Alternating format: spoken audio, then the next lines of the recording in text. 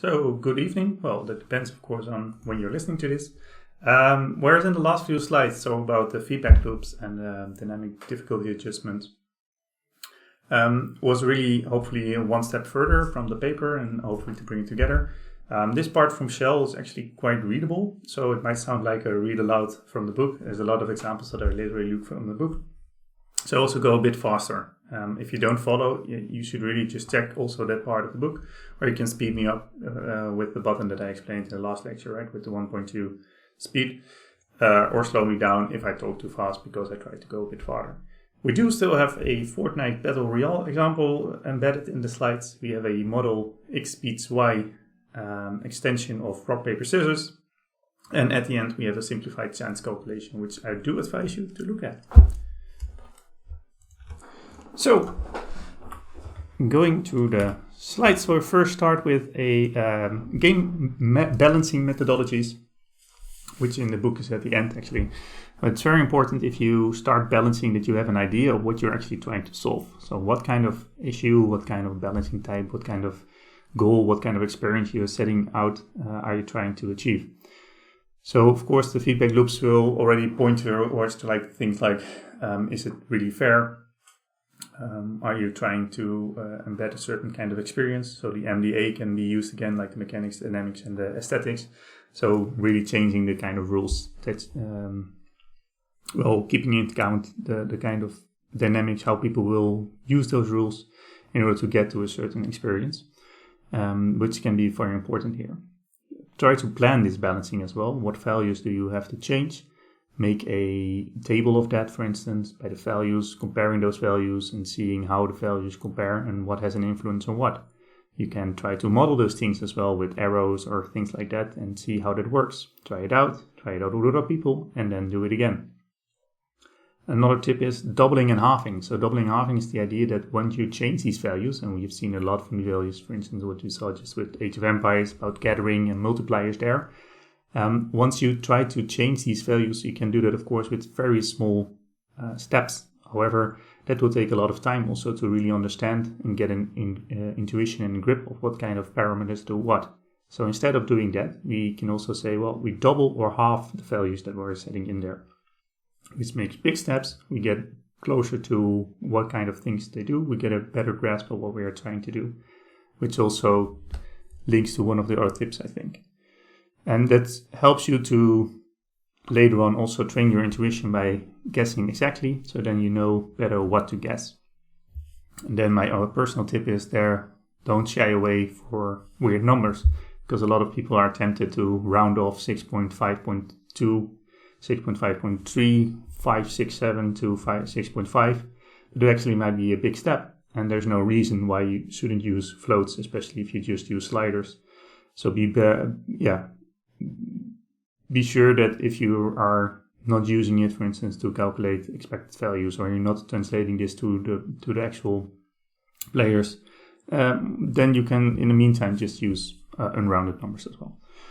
Document your model. So once you make these drawings and these understandings, you don't want to do that again. So you want to also maybe show your partner how you understand things, how does one thing influence another. We saw these pictures and tables of how a preparator model worked, and then you can also tune the model, so you can change the elements and you can reconsider how things impact what. And especially if you are from a background, of course, it's interesting to also use this kind of analysis and comprehension of how a system works. Then there is both the idea of not letting the player do the actual balancing as well as actually let the player do the actual balancing. You might have known the game arcade kind of games where you could go for a easy, medium, or hard game. The old console games, where you could pick one of those. The downside, of course, is once you start with easy, and people are feeling really well and powerful, but they also notice that it's not that challenging, then you want them to go to the next level. But however, then you also take away this powerful feeling of really achieving in something. And that might have a downside. The positive side is, of course, that people, once they start playing, you can already get an idea of how good they are and how they played. An interesting approach, what I liked in, I think, was a mobile shooter, where you do a tutorial and they sort of estimate by doing that tutorial how good you are, and then they place you in a certain set of opponents. So if you are so good that you could jump and use your bazooka to jump even further, then that would mean that you are a very capable shooter player, probably have played that game longer, or if you're capable of jumping against the wall and jumping off that wall to go further, then you could see certain things happening there. So you get an estimate of how good that player actually is, and then set that to certain opponents, or set that maybe in a different kind of a game. You could also set that to the challenges that you would get from the non-player characters, so the opponents that are computer controlled. Personal hint is also, once you get into a bigger game or big thing and you play it online, you also want to keep track of how people play. But even for the things that I do with the Interactive Playground, for instance, we also kept track of how people played, what kind of actions they do, and then you can adjust later on. Well, we didn't do that. We used analysis for the kind of interventions you already set out. But for bigger projects, it can be really a wise thing to save these data, to get to understand what kind of choices are made, what kind of civilizations or cars are picked, what kind of actions are taken, in order to maybe make clearer that there are also alternatives, or maybe to readjust these kinds of challenges. You often see this, of course, in the bigger game sets where you have recurring updates for the games, where the balanced game sets are tailored and tuned all over the time, based also on how people readdress these changes in the game. And then the last tip that's given is pushing the values also farther than your intuition tells you, which also helps you to get really an intuition of what's happening. But also, as he explained, for the playtesting, you can really test things with it. It doesn't really test it until it's broken, and then you can find your limits of the system, and sometimes you can also find very interesting elements from that.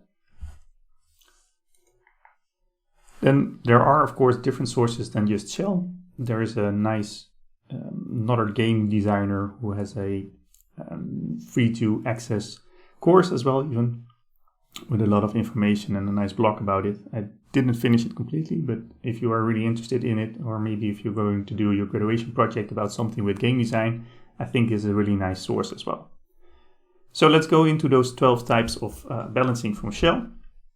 I won't say everything that must be on the book. So let's first start with the first type, which is about fairness, feeling of an equal battle.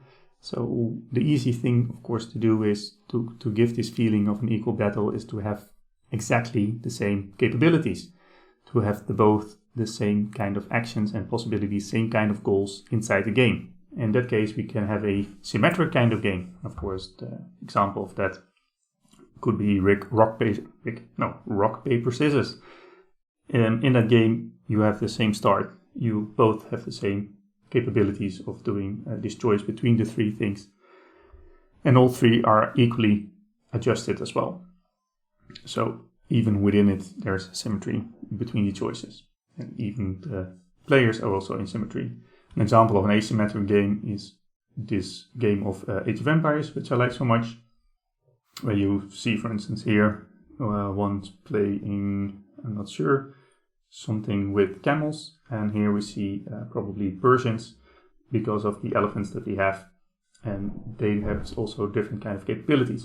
So you can see that there is an asymmetric game because the kind of things that they can do are different, and sometimes in the goals in the games are even different. So there might be a campaign where the goal of the opponent is different than the goal of the other player, although I would say normally Age of Empires has the same kind of goals, but there are extensions probably possible.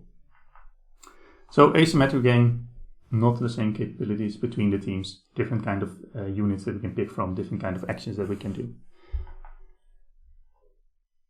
Even if the games have equal sides and equal capabilities and equal kind of goals, then sometimes it's not 100% symmetric. As we can see in the example of chess, there is someone who's starting the game. And an easy fix, of course, to overcome that is to randomize who starts. One of the reasons why that, of course, is also embedded in the explanation set of the defense tower defense assignment. Why would we pick then an asymmetrical game? And some of you already had a big kind of philosophy maybe for the kind of game that they made. So you say, well, I really want an asymmetrical game, or really want a symmetrical game. For asymmetrical, you could say, well, even though the powers or the action capabilities are not the same for the both players, you might have an equal battle still. They can simulate real world situations, so it can be very fitting for the game, the overall theme, especially in war kind of games. Then there also was a difference between the kind of capabilities that they had, and it's more likely that the Persians indeed had elephants, whereas the other people did not have that. It might allow exploration, so if we have these different kind of civilizations without all these typos in there, that can go against other civilizations, and easily we come up with a lot of capabilities of how players can play against other players. So if you have this multiplication in there, then it becomes quite interesting how you can fiddle with all those strategies between those encounters. And the same happens, of course, in battles with cars, or it happens with battles between fighters, if they have specific capabilities. It might be fitting for personalization, so fitting the skills of what you're really good at. You might play FIFA with players that have a very good shot, whereas others are more interested in players that might run very fast. And the same happens for cars, where some people might not turn good, but have a lot of possibilities to get the most out of the long parts, whatever you want to do with that. It can help to level the playing field. So if there's an A balance a priori for the game, so one player is better than the other one, then having an asymmetric capability can actually lead to a more equal battle. So in FIFA, I might pick a good club, whereas a friend who is even better in playing FIFA or other kind of football game might be picking RKC instead. It can lead to interesting situations. People might discuss strategy and fairness and whether those kind of games are actually fair with the kind of goals that they have. And the Book of Shell uses an example of a Napoleon game where not only they have different capabilities, but they also have different kind of goals. And then it becomes, of course, when you start the game, directly in discussion whether it is actually fair or not. Some games, like Risk, also have these kind of different goals embedded, although they are randomized and not always the same like the Napoleon game. So here we see another detail, so the example that I just gave of the elephants from the Persians, whereas it's more fitting to have a long crossbow person when you're playing with the British, which fit also with the historical stories that are embedded in the game. And when you're working on these asymmetrical games, you constantly have a theory and a model of how these things influence each other, built for the symmetrical games actually as well. And then you try it out, you play test it, you readdress your model, you rebalance the game again, and then you might reconsider the model. And then you might need to play test again because the things also changed.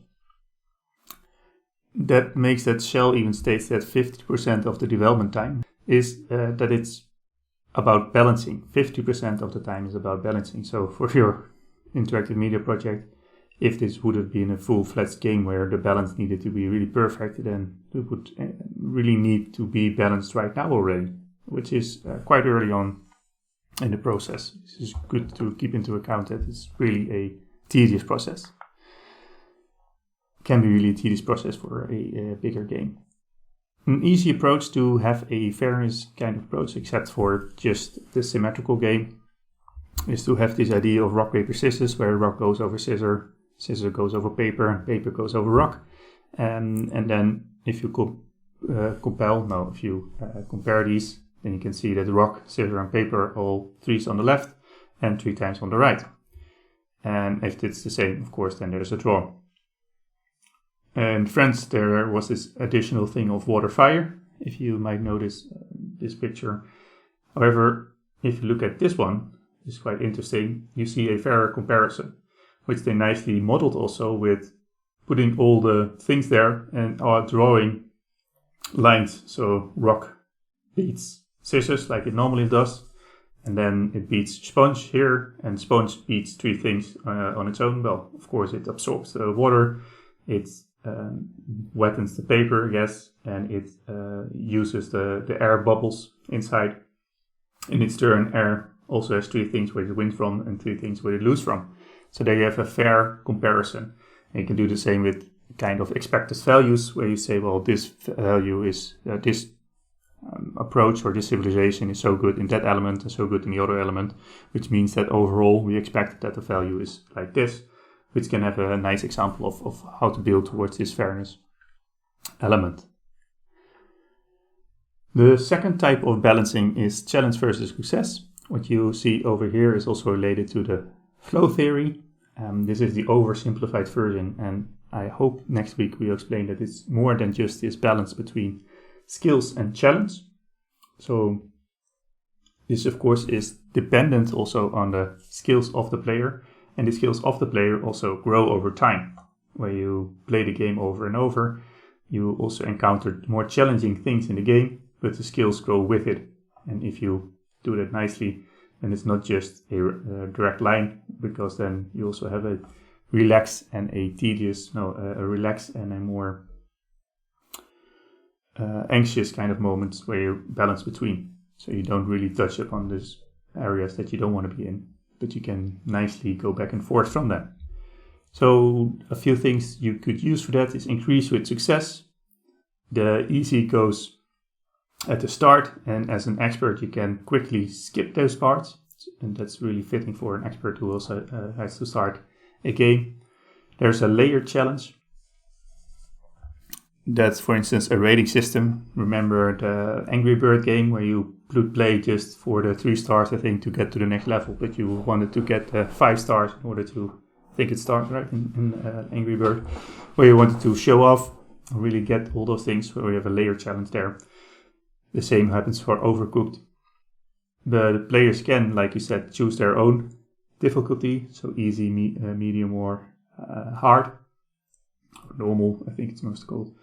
But that, of course, like we said before, detracts from reality, is more work, because you need to balance 3 kinds of things, although it is appropriate for the player. Then it becomes important that you consider the audience where you are building it for.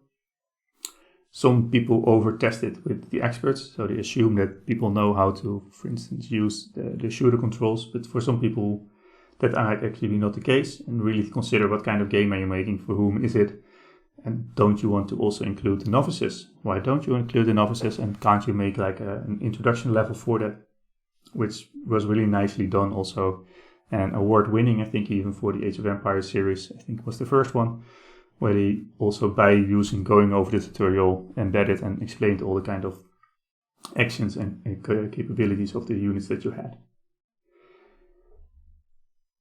Be sure that it's fun over the whole time, that you consider the audience, that you don't just give them a easy start, which is boring, and that the challenge and the things grow over time.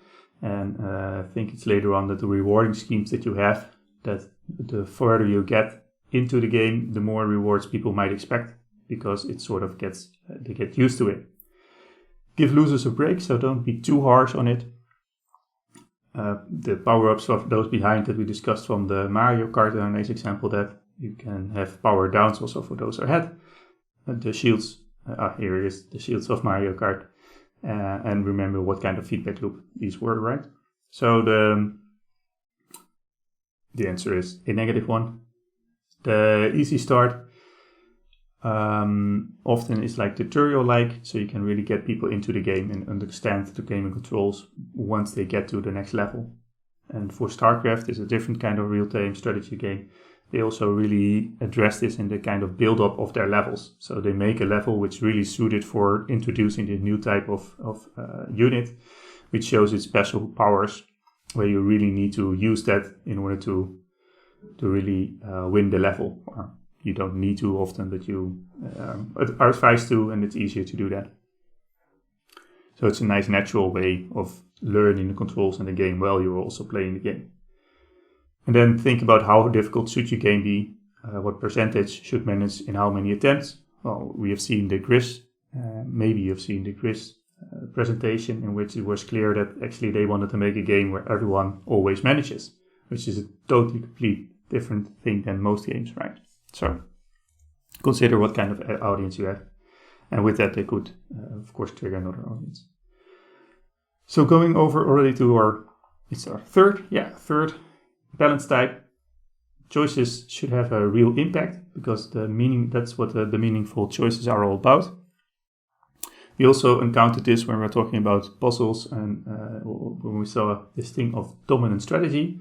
When choices are offered to a player, but one of them is clearly better than the rest, this is called a dominant strategy. So basically that's not really a choice anymore, because then it becomes more easy to just pick that thing because you know that is how to win it. This is also linked to the idea of exploits, hidden dominant strategies that are discovered by players, since they can be exploited by players to take a shortcut to success that the designer never intended. Sometimes there are cheats or something like that. Don't give players too much opportunity for choices, because then they get overwhelmed. But if there's too little choices, on the other hand, they become frustrated because they don't feel they have agency or capabilities. But you do want to offer them sort of this freedom and fulfillment, which needs a balance between the two. So for meaningful choices, that really means that you have to address these things that really have an impact. Not just give them 50 identical cars, but really have a difference between those cars and how they operate.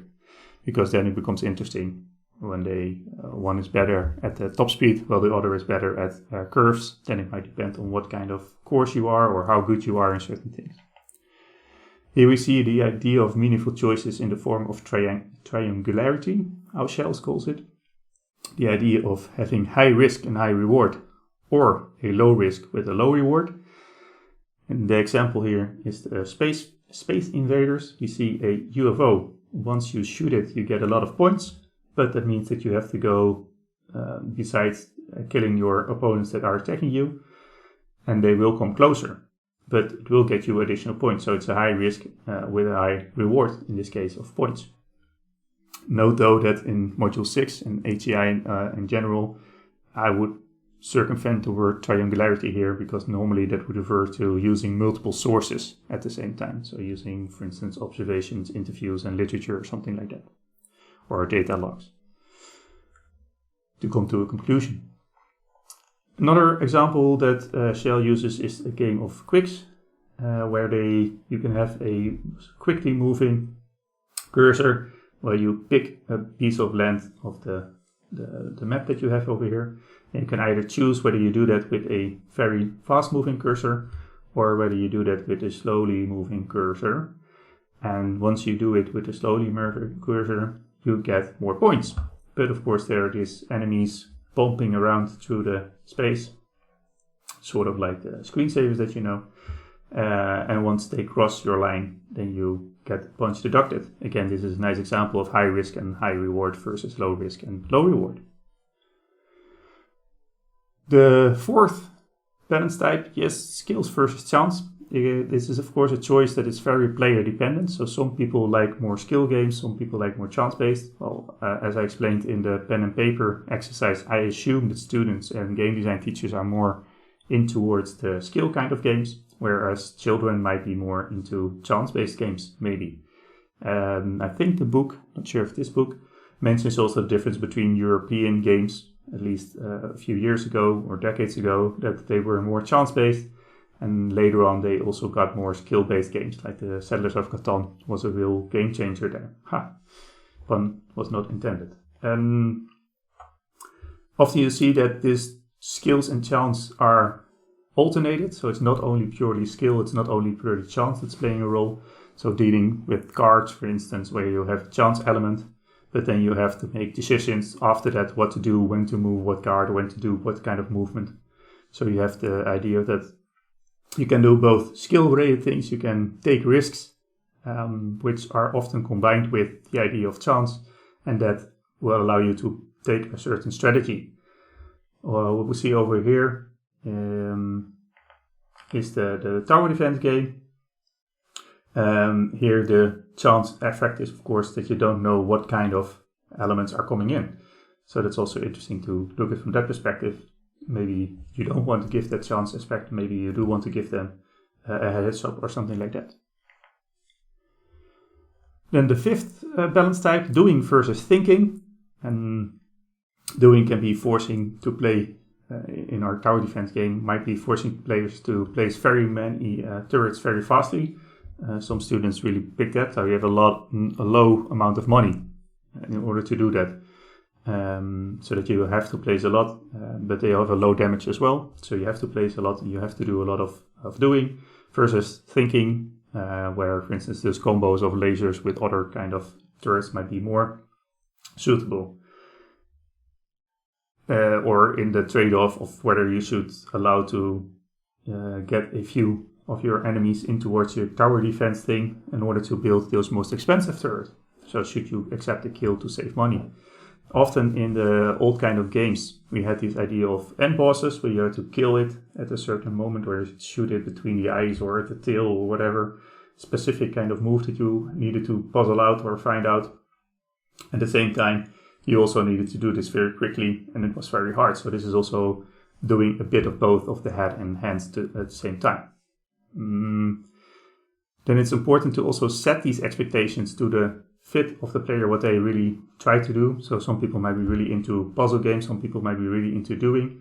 If I give the example of playing something in a very calm way, then probably you don't want to do a lot of doing, but you want maybe more of a thinking kind of way, which is more relaxed. At the same time, you can also say this to the players. So here we have the game of, I think it's Saboteur, that I photographed on my cupboard. You see that it's bluffing, luck, and tactic, and you can give some sort of rating to that so that you also attract the players that actually want to play your game. Or that you have a company that attracts your kind of serious game, that you also have the same kind of setting, that you are talking about the same kind of thing, that it's about doing or about thinking. Then the sixth balance type, competition versus cooperation. And of course we can also make interesting combinations of these.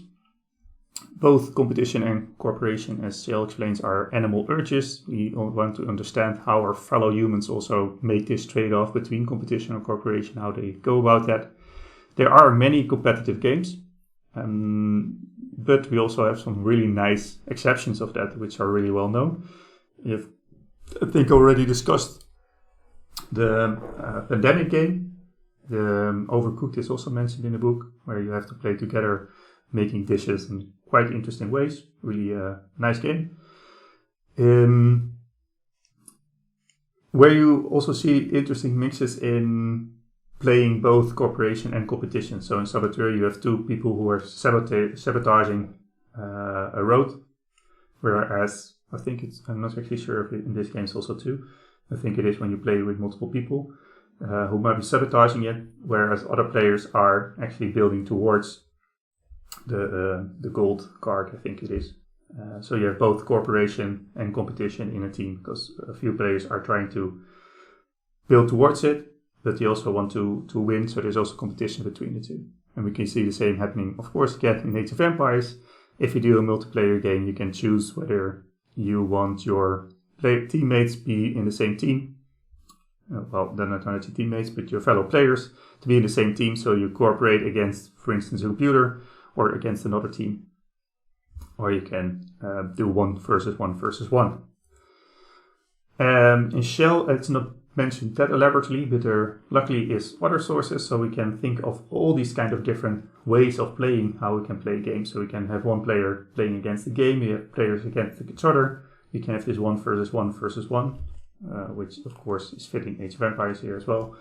We can have team competitions, but again it's also possible we can have a cooperative play, so multiple players playing against one player. We can have a unilateral player competition, so there's one player playing against 3 players, while the 3 players are actually playing against this one player. This might also happen during a game, or of changing the goals, for instance. We can also have multilateral individual players versus the game, so they're all playing against the game, but they're not playing with each other.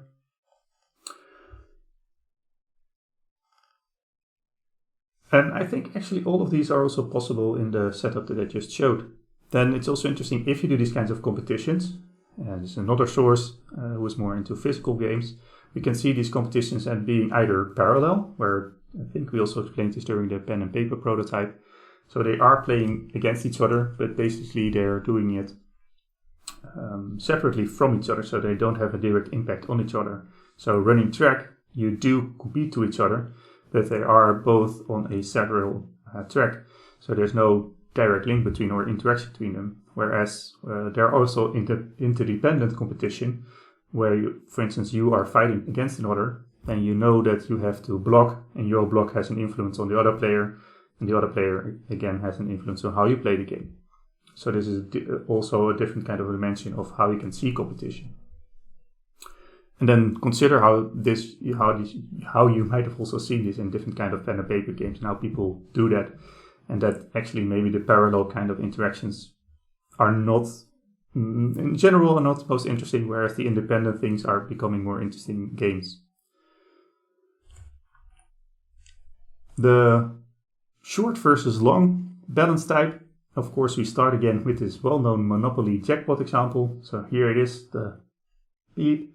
It's in the corner, and that makes it so much longer. It's a hidden, maybe somewhat semi-negative beat loop because it extends the game. It emphasizes late success.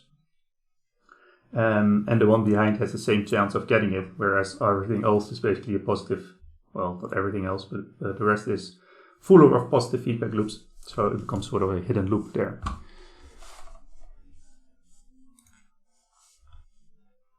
The idea of short versus long, you can also think about when is the game actually ending. Then it's interesting to have some lenience. So sometimes you also see this when you come into the game, you have a semi-transparent figure or avatar or something that's representing this also. So you may be not capable of doing everything inside the game yet, but you are capable of not dying yet, so that at least you can start and have some time to get into the game. We also did, of course, do this with the game of tag, that you don't want to have this back and forth between players. So have some lenience, seconds between hits, or different sets of lives before you finish the game, before you are failing or putting the game over. The book then mentions Minotaur, which also addresses the short versus long, where players were at some point placed from a maze game into an Armageddon mode, where they're all transported into the middle. But of course, since a few years we have this idea of, well, maybe even a decade, I'm not sure when it really started, this battle royale kind of idea, where players are, for instance, Fortnite is the most well-known. I didn't play it myself, but I'm pretty sure this is how it works. You have the island, where at some point you get a shrinking kind of border around. So people who are at the edges of the island have to go towards the middle, and everyone has to go towards the middle, which would mean that the enclosing dome also means that more battles will happen, and there is a sort of a final battle going on. And this is a nice video.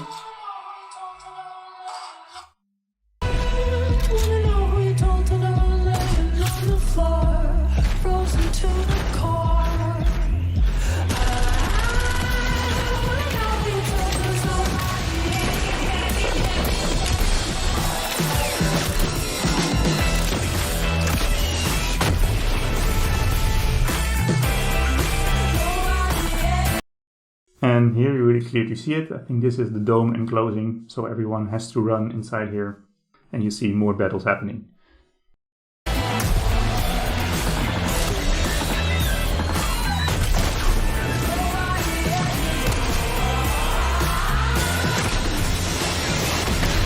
This was if I'm correct, the seventh balance type. Now I combine the two of the rewards and punishments. Of course, you may recognize a few of those from the gamification lecture.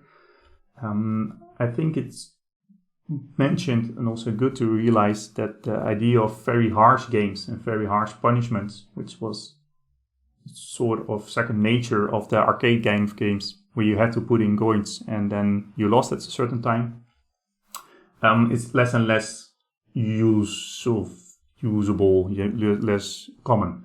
I remember playing this game, 2001, where you were playing, a football club. You had to manage it, buy players, sell players, put on the tactics. And then if you played a match, then you could save it, but basically you could not go back to a saved game. It will always save over it. So what happens, I actually tricked the system by just turning off my computer and resetting it, hard-coded, in order to not have this thing saved over. So that was how games were embedding punishments a bit harsher in years before than we currently have. Then we have a lot of those types, and of course you recognize most of these. Of course, the interesting parts maybe the virtual currency, which later on you can change for something else, for buying something else, and you can make really choices of that. I have an example of that later on as well. You can also think about the reward schedules of these things. So you have these things, but when do you give them? How does that translate over time? You also know from literature, I think it's also from the surprise lens, right? That you have these variable rewards with these drops of sugar dropping in of people. When it was variable, then people more enjoyed it. When you're doing the punishment, it's important that it doesn't feel like a random punishment. So it really should be linked to something that's linked to the link of to the skill of the people.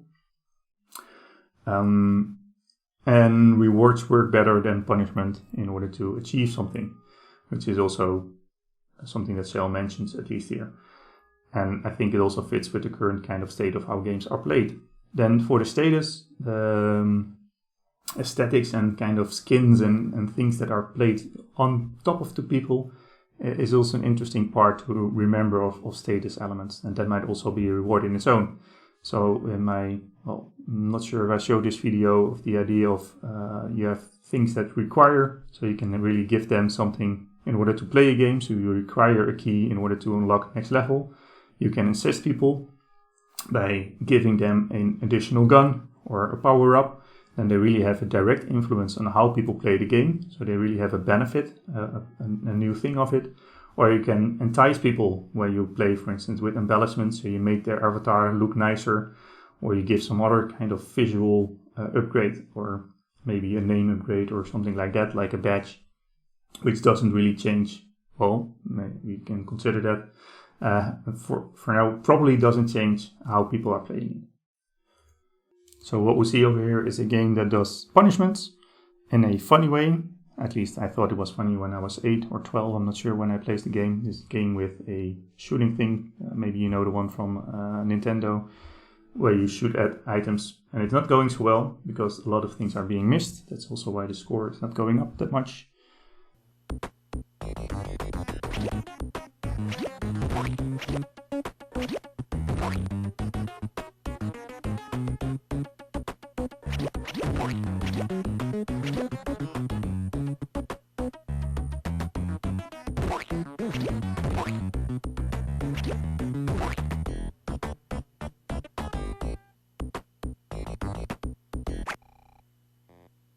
Good shooting. Not. Okay, indeed. Not the end you were thinking about. Well, you can also notice that there are actually different kind of reward systems going on here and kind of punishments. So you also have a live session, so the kind of tomatoes coming in. We saw the tomatoes, and once you hit, I think, the tomatoes, you could also get more tomatoes to shoot with. And the accuracy, I think, was taken into kind of points that you have. So you see a lot of reward and punishment systems actually in such a system. I thought it was a nice, out of the ordinary example of that. Here, a second youth thing for me is the game of Road Rash. You play either a 1-versus-1 against other motor racers game, very simple, and then you can also kick and hit other people. Then once you were busted by the police, so you were kicked off the bike by a police officer, you got these kind of funny animations. Actually, there was a nice portfolio when I was looking for this video of the guy who made it. You also get these kinds of text and these more valuable virtual currency already in that time, where you could get the rewards that you got after winning a race or becoming 5th. In this case, you got a lot of money. Then you could see how much money you had in other game mode when you switched between races. Then you could buy different kind of bikes. And this one was the most expensive. So it also means that kind of strategies of when are you buying what kind of motor and to go to what kind of level, etc. Then we're ready to our 10th balance type. Remember that game is always, a model is always a simplification of life. If we do all the tedious things, then often it's not the kind of entertainment we're looking for. So don't try to control everything. Then you also become more towards the simulation kind of games. There are people crazy about flight simulators, but then the question becomes how much is that actually a game or not. Preventing the tedious kind of elements in general is a good idea. Maybe you want to even fake control or take over control. So an example in the book is that Shell did a playtesting or testing in general and looked at how people, what they expected to do, what kind of choices they made. And everyone does the same. Then you can also take away that option and actually take it over and make a more elaborate kind of visual from that step. Whereas people still had the feeling that they were controlling it. Basically, they were optimizing it and taking more an efficient step. And this also links to indirect control of next week, which you also touched upon already a bit. Then 11th balance type, simplicity versus complex, or simple versus complex. Then there are two important elements that we have to know. So we need to know about innate complexity, or complexity that's inherent to the game and the rules that are set out. You have to understand these kind of things in order to start. For the defense game, there are missile launchers that might shoot only the flying enemy, or that the laser actually slows down things. We need to understand these rules and causalities. We need to understand especially if it's a lot of innate complexity, so it's an innate complex game, then there are things with exceptions. The words describing these games are often using these words of unless, when this, but then, even if, then happens. You might have seen this also happening in a pen and paper game. So patches, basically in order to overcome gaps in rules. And then many rules easily bundle over each other and becomes complicated, and it becomes longer to get into it. Whereas emerging complexity is in evolving and emerging situations. So for instance, the laser plus the missile might be there's a typo over there, might be an interesting emerging complexity. So if you know that the laser slows down, and you know that the missile launcher shoots flying enemies, then the combination of them makes it more powerful. For instance, a fast flying enemy doesn't need to have this for the fast flying enemy, but it is an interesting kind of strategy to place them then next to each other to overcome this enemy. So there are many opportunities growing out of only a few elements, so strategies and approaches that people can address. And ideally, these get to a simple rule-balanced set of surprises. We can see games have a bit of both. So in Age of Empires, of course, we have these civilizations. Well, that's a lot of complex and innate complexity of how to play the game and what does what. But it also allows for emerging complexity of knowing how to counter another player and how to counter another thing. They're trying all these things out, and there's a lot of link, of course, again, to this historical balance of that. Oh, this is quite annoying sound. Can we mute it? Yes. So what we see over here is Space Invaders, I think, again. So we have natural versus artificial balancing. So this kind of patchwork of filling up gaps in the rules leads to many rules to get towards the behavior or the kind of gameplay that you want. Whereas natural balancing is getting the desired effects, but they come naturally from the base interactions. And here you see an example, I think, of Space Invaders, which he mentioned. And we saw that the game would slow start and then speed up. And then at the start it's easier. You see, like here, it's still doable to hit the enemy, and then it becomes quicker and quicker, so it becomes harder and harder also. Now it becomes a different challenge to really hit it on time. Yes, so here you see that. So these are not separate rules affecting these two things, but they are basically one thing that are, with one element, are addressing those two things at the same time. And that makes the thing more elegant. So simple systems that perform robustly in complex situations is something that is wanted, simple to learn and hard to master. If you count the purposes of an element, e.g. the dots in Pac-Man, they do a lot of different kind of things with one element, and that makes it a more elegant game, which is a way to say something about that according to Shelm. An example is a friendly non-player character who was explaining the rule. Another example in the book was explaining the rules when they encounter some sort of Disney ride. And then at the end there will be a villain that has a sort of end boss which they had to overcome. Of course, this requires some additional work because you do need to have both a friendly non-player character which explains the rules, but you also need to create a villain. And at some point they thought about these elements they had, and couldn't you just use one element to do both things? So one NPC that changed from being a friendly person towards the villain, and that of course saves a lot of budget also. Then there is this way out or contradiction. I have seen this being misused in the interactive media project also quite often. The idea of having some characters, some weird inconsistencies that are inside the games. The tokens on Monopoly have little to do with actual Monopoly. Why is Mario a plumber? These are just a few things that are mentioned in the book.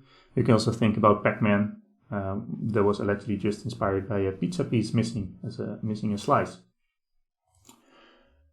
Then we go towards our last balance type, number 12, detail versus imagination. And this is also a bit beyond your scope for the interactive media project. And especially it's not something I want you to address in the pass field assignment of the tower defense. So a few tips is only to detail what you need. The idea of voice acting, for instance, if you have not a good voice or no one who wants to record that. I'm not sure if it's a mandatory part. I don't think it's a mandatory part of the sound engineering, but you have to ask Rick that. I don't think it's a mandatory part. No. Rather have no voice than bad voice acting. Right, then you can also just choose subs to trigger a voice, and then people will imagine a voice that fits this. Use the details that imagination can use, but also might fit towards the game. So it helps here that this kind of king, maybe it's a pawn with a thing. But anyway, if we imagine that this would have been the king pawn, then you recognize by its size and its importance by keeping told a pin that it's an important piece. And you might think, well, then it fits also that it doesn't run, so it only goes one movement. Whereas it fits also that a horse kind of character can jump and make bigger steps. Give details that inspire imagination. So it's nice that these things sort of makes you imagining where you can control an entire army, which is something that you normally can't do. Use familiar words and worlds. As they also don't need much detail. I think we've also pointed this out briefly before. So using well-known streets, but also links to the idea of the game that we explained last week with the Spyro play, where we use the idea of metaphors, right? So people will know about blowing in towards a dandelion to blow off the seeds of it. And then you know what's gonna happen and you know what kind of things are part of that. And this also brings me to the idea of our body and a lot of affordances, we know what kind of stuff is happening. It also links back to this idea of primality again. And yes, we already showed this last time. This also... Sorry? Yeah. This also brings us this idea of binocular effect from the opera, where you only show like a very rough estimate if you are in the back of the audience. Whereas if you then use your binoculars and really look it from up close, you see all the details. So you might have known the Pokemon cartoon series, but then people were okay to recognize the thing in just a few pixels. A few other elements, I think the recaps depends a lot on the competition versus cooperation, also depends a lot on the type of player. There's a paper also for showing this for young children, I think it was, about differences between boys and girls. We also see this in the next week generalizations in that. And then regarding complexity, it's good to consider how hard it is to really start the game, and then also look at different kind of the balancing types to see whether you can help address that with these things, and then don't just jump to adding rules to solve something that you are addressing. And with this, we are almost at the end of the presentation. A few words about chance. There's, of course, I think it's 16 pages or something like that about it. But I will just briefly mention a few things are based on working with high school students for quite some years before teaching here. Think of simpler version of the problem and then try to approach that with a way that you think is right, or that you have maybe deducted from the slides over here. Then see if the actual answer is right. For instance, for a chance, it should be between 0 and 1. Then make the problem harder. So going towards 20 times of rolling instead of the 2 times or 3 times that you can do manually by really writing them out. And then does the chance still fit with that 0 to 1 approach? So you can imagine if you keep on adding chances of 0.3, then of course you will end up with something that goes over 1. So your approach of the formula that you're trying to address it with doesn't work, so that you know that you're doing something wrong. Because it should always be between this range of 0 and 1. Then the summary of the book is basically like this. So it doesn't really matter whether we are talking about percentages or a dot, dot 5, dot 1, dot 001. So dot 5 will be the same as 50%. It doesn't matter whether we rewrite these things like 1/6 or percentages, or that's what's here, fractions. Use it as a check, so 0 to 1 like we just said. Often the chance is basically looking for the number of outcomes divided by the number of possible outcomes.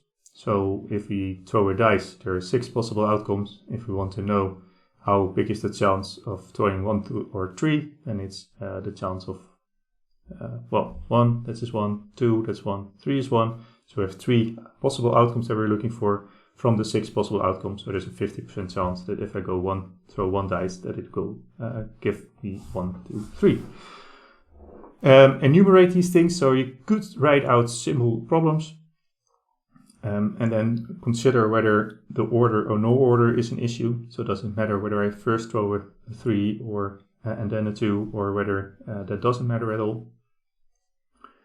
In certain cases, OR means add. So aces or jacks means either have 4 divided by 52 plus 4. Of course, there are also 4 jacks in a card game. So we had a plus in between. So we have 8, 52, or if it's a 1 or a 2, then we have 1 divided by 6 plus 1 divided by 6. And then there's, I think, a counterexample of that.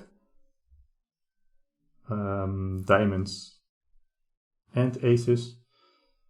So there you have to reconsider that there's also a diamond ace, I think, which rechanges the formula a bit. In certain cases, AND means multiply when they are not modular exclusive. So 1 minus something that does is the same as the thing that doesn't. So what's the chance for throwing 1 until 5? Well, the chance that it doesn't is throwing a 6. So that's the same as, so 1, the chance that we go 6th is 1/6. So basically we get the same formula over here. Then a bit more complicated, but when we just sum up linear random samples, it doesn't become a linear random selection. I think we can see that over here. So throwing 1 dice is is random, and throwing another dice is still random. But if we add these things up, we get this distribution, which is not having the same kind of random distribution there. So it's not the same linear random selection anymore. And if we go and roll a dice, we can also estimate the kind of outcomes by doing it over and over again. And that's basically what's called, I think it's called a Monte Carlo approach, where you just do a simulation of the thing that you are trying to do. And then the 10th rule of him is that geeks love to show off. So basically, if you have a question, Google it, look for it, ask it on a forum, and people might be into it to solve it for you. And of course, always be gentle and look for the actual answers before asking new questions on a forum, but often that is a way to address these kind of things as well. Then there's a pretty long explanation of how to solve an issue with, I think it was cards, or let me see, first throwing dice, I guess. And for this, to do this in a simpler way, we need to do the difference between three elements of mathematics: permutations, combinations, and variations. And I took this from this lovely site over here, just as a recap for what we did at high school, at least in the Netherlands. I think it's still part of the high school. So permutations are if you need to select a board of 3 people, each with a specific function. You can do that into 3 times 2 times way, or 3 faculteit, it's in Dutch. I think 3 faculty might be the same, I'm sure. 6 ways, anyway.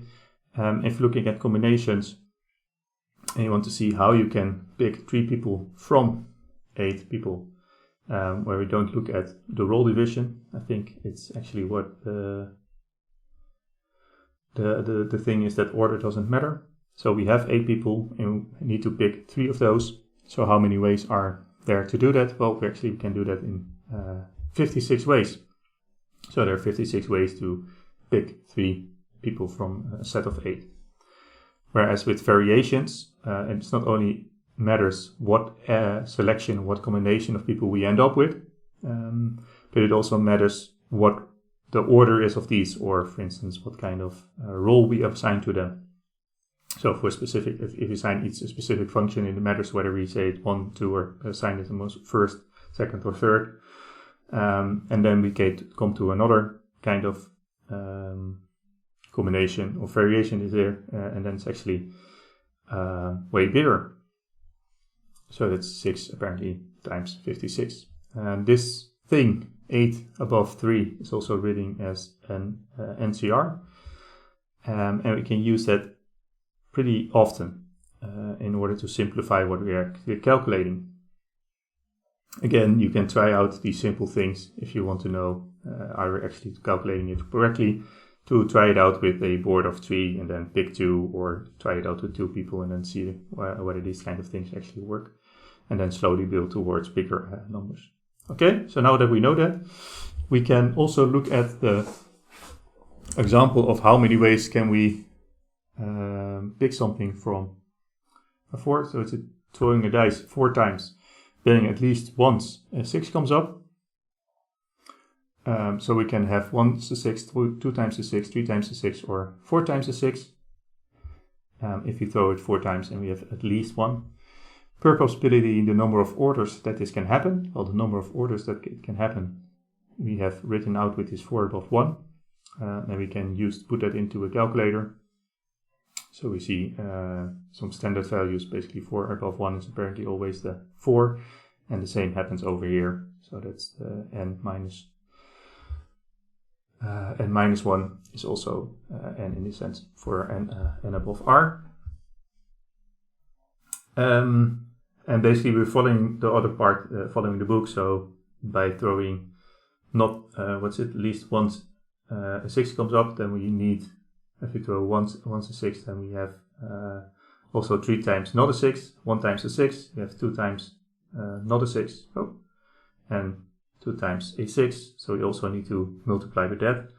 So we see all the options summarized, and then we get to this total sum of 0.517.